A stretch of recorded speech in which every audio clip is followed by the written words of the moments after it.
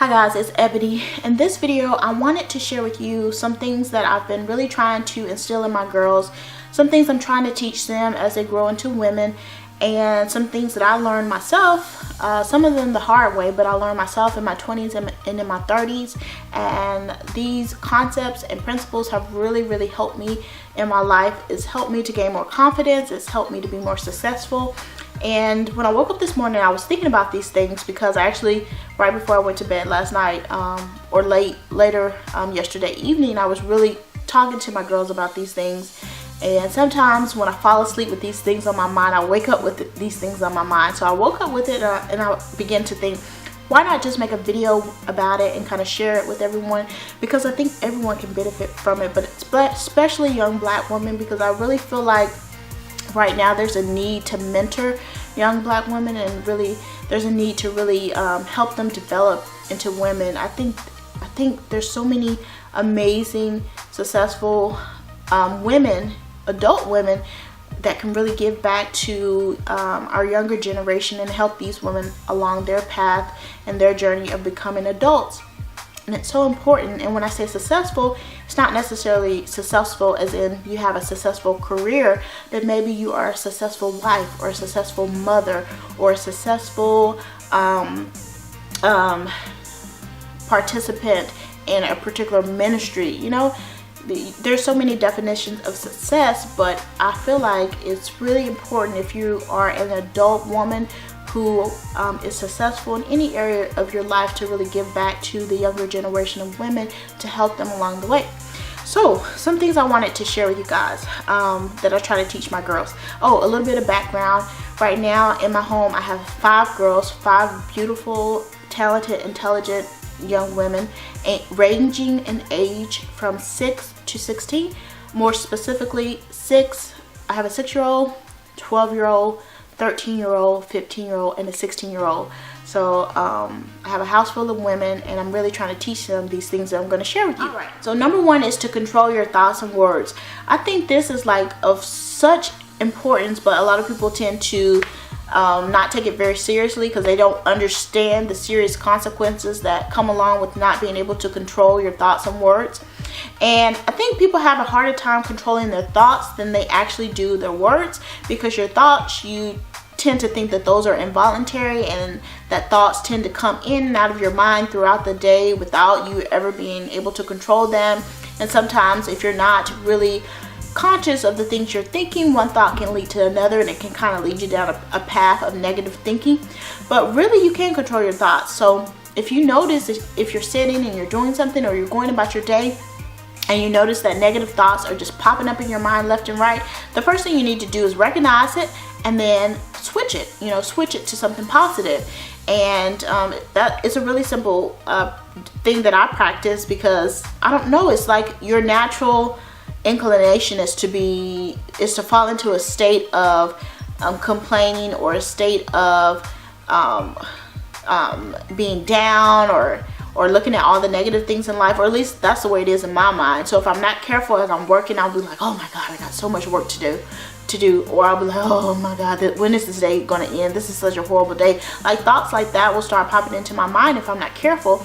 So instead, as soon as I hear that thought come into my mind, like I have so much work to do, then I start to control those thoughts by saying I have more than enough time to get done everything I need to do.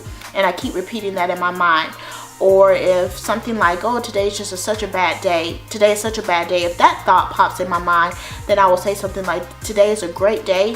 It's been a great day since the beginning, and it'll be a great day all the way until the end. And no negativity will I allow to penetrate my thoughts that way. So I think you kind of get the picture. But basically, when you notice negative thoughts popping into your head, just start controlling your thoughts and think your own thoughts. And this is the same with words. So some of the things that my girls struggle with is being down on themselves and saying really negative things about themselves, and I hate to hear it. As soon as I hear it, I will immediately correct it, because whatever you say is what you will be. So if you didn't know, what you think combined with what you say, that's going to form your system of beliefs. So if you're constantly thinking something and you're constantly saying it with your mouth, that's going to form what you believe to be true about yourself or about the world. For example, if you're constantly thinking, like, let's say for instance, you have a particular class that you're trying to take and you're having difficulty in it. So if you're constantly thinking, this class is so difficult, this class is so difficult, I'm never going to be able to pass. If that's what you're constantly thinking, and then out of your mouth you're telling people, girl, I got this class that I'm in, I'm never going to be able to pass that class. I'm just not cut out to do math. I'm just not cut out to do accounting or whatever it may be. So if you think that and you say that, that is what's going to be. So that's where the controlling your words come in. So once you control your thoughts, also control the way you speak about things. So for example, let's take that same math class, whatever math class it is, just an example. And you can say something to the effect of, I am more than capable of passing this class. I have all the tools, all the resources I need in order to pass this class, and I will pass this class. Now, will you believe it initially? Probably not. You know, if you already know your ability levels and you just feel like this is way above your ability levels, initially when you're saying that, you probably won't believe it. But if you're constantly thinking you can pass and you're constantly saying you can pass, it's going to trigger something within you to do better than what you thought you were able to do. And it's going to trigger something in you to outperform what you thought you were capable of. And I don't know what that is, but it happens all the time. It happened to me many times. So I'm a firm believer of that if you just reprogram your mind and you reprogram what you say every day, you're kind of reprogramming what you're able to do. It's a funny thing that happens, but it definitely works. So that was number one, control your thoughts and your words. Number two, I like to teach them responsibility and self-sufficiency, because of course, as teenagers or as children, you have the support of your parents. But once you reach adulthood, sometimes your support systems are limited and sometimes you don't have them at all, just depending on where you are in your life, where you live, location. Also, you know, the state of your family. Sometimes, you know, people that you really lean on pass away, whatever the case. So I teach them at an early age responsibility and self-sufficiency. So responsibility, be responsible for yourself. If you're supposed to be somewhere at a certain time, be there. You know, if you're supposed to do something, do it. And if you've committed yourself to something, whether it's a sport, whether it's an extracurricular activity, a club, something at your job, something at your church, if you've committed yourself to something, give your very best effort to follow through with that commitment. Because if you follow through with commitments that you feel are trivial and small, you'll develop that pattern throughout your life of following through with things that you put your mind to. And it's very important. It also says a lot about you and your character. If you tell people you're going to do something and they know for sure that they can rely on you, it just says a lot about you. And it's actually a really good thing to have that reputation. Also with employers too, of course. So responsibility and self-sufficiency. So self-sufficiency, what I like to do with my girls is I like to have them do as much as they can for themselves.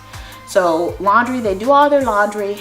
They rotate nights when they cook. I also cook a lot, and my husband cooks a lot, but they also rotate nights when they actually cook, in order to teach them first how to cook, and second, how to be able to fend for themselves in the event that there's not anyone available to actually cook for them. You know, they need to know those skills. Also, you know, I make sure that they wake up each morning on their own with alarm clocks, their cell phones, whatever they want to use. I shouldn't have to go in there and wake you up. You know, if you're a big person who knows how to use a cell phone, knows how to set an alarm, you should be able to wake up on your own. And I pretty much make everyone, including my boys, but definitely my girls too, do whatever they can on their own. If it's something you're capable of doing on your own without my assistance, don't ask me to do it. And I know it might sound a little bit harsh, but that's the type of parent I am. If you're capable of doing something on your own, do not ask me to do it. And I'm not doing that to be mean. I'm not doing that to be ugly. I'm doing that to make them self-sufficient. So it varies what that may be depending on age. For my 6-year-old, sometimes she'll tell me, Mommy, can you help me, you know, put on my shirt? Can you help me get dressed? And she's fully capable of doing that. So I'll say, no, sweetheart, I want you to do it because you're a big girl and you're capable and I know you can. And then 2 minutes later, she'll be dressed. So I just want her to get in the habit of being able to do things for herself. Of course, I'm here, you know, for emotional, physical, financial support. Of course, I'm here, but I just want to instill a spirit of self-sufficiency in the children. For the older girls, a lot of times it's their hair. Like, because they know I like to do hair and I can do really neat styles for them, sometimes they won't even attempt to learn how to do their own hair. So every now and then, you know, after they've washed their hair and they're ready for a style, they'll say, hey Mom, can you do my hair? And I'll ask, have you tried? Well, no, because I don't know. I said, go give it a try. Go give it your best shot and then come back and show me what you have, and then we'll work from there. So I really just try to make them do anything they're able to do on their own by themselves.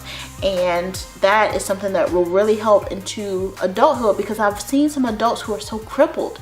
They can't do anything themselves because somebody babied them throughout their childhood and their teenage and early 20s, and you know, sometimes they're like adults in their 30s and they're having a difficult time just, you know, taking care of themselves. And I say, oh, well, you know, I don't want that to happen to my children. Hey guys, this is Ebony. As you can see, this is a completely different day. I actually lost all of the footage that went with the first part of this video, so I'm having to re-record it. So I'm going to pick up with number 3. I really hate that I lost it, but I'm going to keep trucking. So I'm going to pick up with number 3. So the number 3 point that I try to teach my girls is how to own your individual beauty. You know, in my house, we have the perfect dynamic for teaching this concept because we have so many different looks in my home. I told you there's 5 girls, and then me being a woman, that makes 6 different looks in our home, ranging in height, ranging in body shape and size. So we have different shapes, you know, different proportions, but then also different weights. We have different skin tones, ranging from really, really deep, beautiful brown skin to all the way to very beautiful fair skin, everything in between. We have different hair textures, literally different hair textures.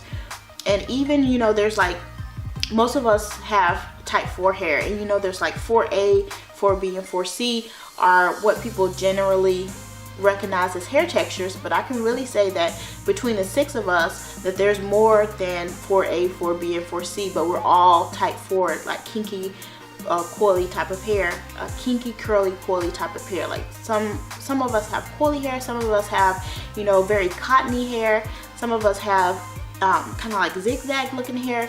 So, you know, we have everything in our home. We have different facial features too. You know, we have some with big lips, small lips, pointy nose, flat nose. And so we have so many different looks in our home, and that really gives a great environment for us to not only own our individual beauty, but also to recognize beauty in different features. Because, you know, if you're in a house where everybody looks the same, then you're gonna, you know, get used to that as being what you recognize as beautiful. But if you have a home where you have someone who looks completely different than you, a different body shape, a different skin tone, a different hair texture, you can sit back and say, wow, she looks beautiful.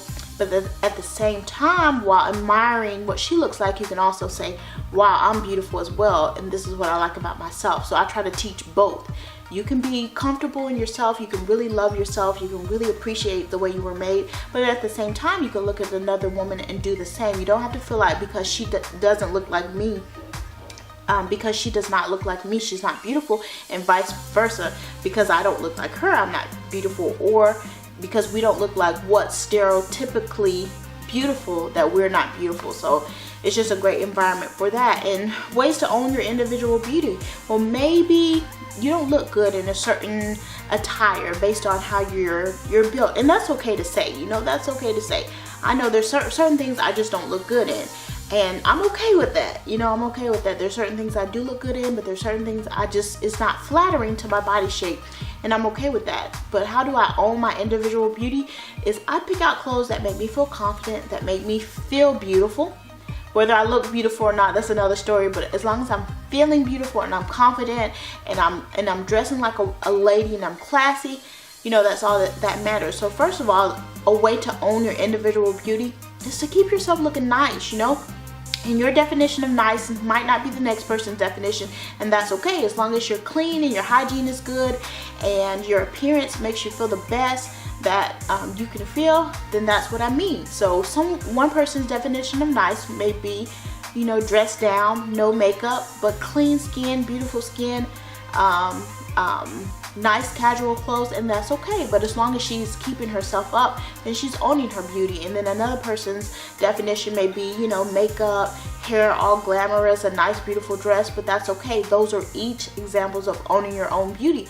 And then also jewelry and accessories and working out, you know, anything to make you feel the best. When you walk outside, you're feeling like I'm putting my best face forward and that I am beautiful. And the fourth point that kind of goes hand in hand with the third point is to carry yourself like a lady. So that phrase encompasses so many different things. Carrying yourself like a lady. Carrying yourself like a lady, in my opinion, is being respectable, you know, covering up parts that would make people get bad thoughts in their head about you. So that's like a simple way to put it. If someone were to look at you, a male or female or whoever, if someone were to look at you and they start getting sensual type of thoughts in their head because of what you're displaying, then to me that's too much. So cover it up. So for me, that's, you know, covering your cleavage and making sure your whole bum is covered. And then also, I don't allow my girls to wear midriffs. And I've seen midriffs done very tastefully, but then I've also seen them done not so tastefully. And at their age, I would just rather them not show their midriff at all. And I think that's okay. You know, teenage girls, they really don't need to be showing that. So, and that's also, you know, just wearing clothes that flatter you. Like, I don't really like the look of spandex that are all stretched thin without a shirt to kind of cover your bum. So I try to teach them how to dress like a lady, how to carry yourself like a lady. And to me, that includes also speaking like a lady. So I try my hardest not to curse, and I encourage my girls not to curse. Even when you're old enough to do what you want to do, try not to curse. To me, it's a little bit harsh, and it takes off some of that femininity that women have. You know, if you're cursing, it's just a little bit harsh to me. So, you know, build up your vocabulary and your intelligence enough where you can use, you know, any of the many words that are available to describe something without having to resort to using a curse word. And then also, you know, when you're handling situations, maybe you feel yourself getting angry, you know, upset or whatever, learn how to keep your cool and learn how to make your point without losing it. You know, all of those things to me encompass carrying yourself like a lady. You know, walk like a lady, talk like a lady, behave like a lady, and it's so many things I can go into regarding that, but I just wanted to throw that category out. Number 5 would be to respect others. Now, we live in such a diverse world right now where people don't think the same, they don't behave the same, they have totally different lifestyles and totally different understandings of what is acceptable and unacceptable. And that's okay. That's just how it's going to be. There's just billions of people in the world.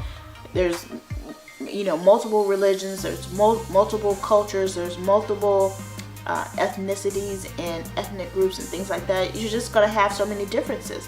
But I try to teach them to respect other people's differences. Just because you don't agree with someone, just because you don't understand someone, doesn't mean that you shouldn't show them respect. So you should show them the same amount of respect as you would show someone who you agree with or who you understand or who fits into your idea of what's okay. You know, show them that same amount of respect, because you can win people over a lot better if you're very respectful and you're very kind than if you're judgmental or you're harsh or you're what's the word I'm looking for? Just ugly all around. So I teach them to respect others, you know, respect others, and 9 times out of 10, not all the time, but most of the time, they'll also show you respect back. So those are 5 things. I know this video was long. Those are 5 things that I try to teach my girls. It's not all of the things I try to teach my girls, but it's some of the important things that I wanted to share with you all. And comment down below if you agree with some of the things I said. If you disagree, that is totally okay. If you disagree, also comment down below and tell me why, and give the video a thumbs up if you like the video. And it took a lot of effort to make the video with the lost footage and everything, so definitely give me a thumbs up if you liked it. And I will be back again with more videos. I will talk to you guys later. Bye.